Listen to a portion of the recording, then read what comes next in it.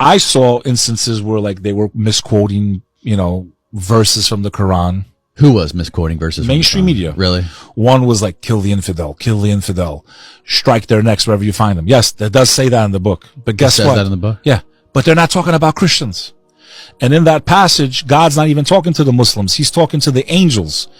That verse that they loved using in the mainstream media about how they need to kill the infidel, Christians were not considered infidels in Islam. Who were they talking about? They were talking about the other pagan Arabs that were trying to destroy the Prophet Muhammad, who was bringing monotheism, who was telling people God is one, believe in Abraham, Moses, Jesus. These are all prophets of God. These people are praying to statues and a million different gods. They're the infidels. They're the pagans. So in that verse, they were at a battle, if I'm not mistaken, it was called Badr. It was the Battle of Badr. And historically, they were outnumbered 3-1. So the first Muslims were outnumbered 3-1. And God says in the Quran, he commands the angels, go and support the forces because they're outnumbered. And I commanded the angels to strike the infidel. He wasn't even commanding the Muslims. And they use that verse in the mainstream media to make you think as an American that the Muslims are coming to kill you. But I'll give you a quote that it does say, speak kindly to the Christian, for they are the closest to you in faith. Amongst them you will find men of reason and education. That's in the Holy Quran. When's the last time you saw that on the news? Never. So how are you going to judge? Brother, I've had so many conversations about religion. Most Christians don't even know that Jesus spoke Aramaic. They don't know that the word for God, pull it up, I dare you right now on Google.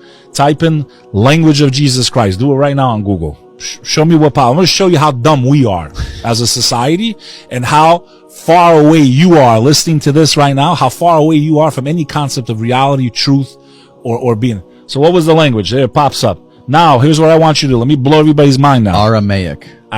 Now, the language is a Semitic language. The Semitic languages are Hebrew, Arabic, and Aramaic. They're cousins, like I mentioned earlier. Latin is Portuguese, Italian, Spanish.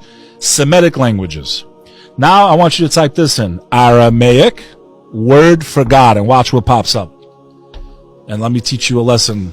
The Aramaic word for God. Well, if that's the language of Christ, I should know. Now, what's the first search result? Read it. Say it. I know it's hard to say it. Say it. Alo-o. Where's the search result coming from in blue? Allah. Oh, Jesus Christ in his own language called God Ilah. Ilah, Allah. It's not a name. It's a cognate.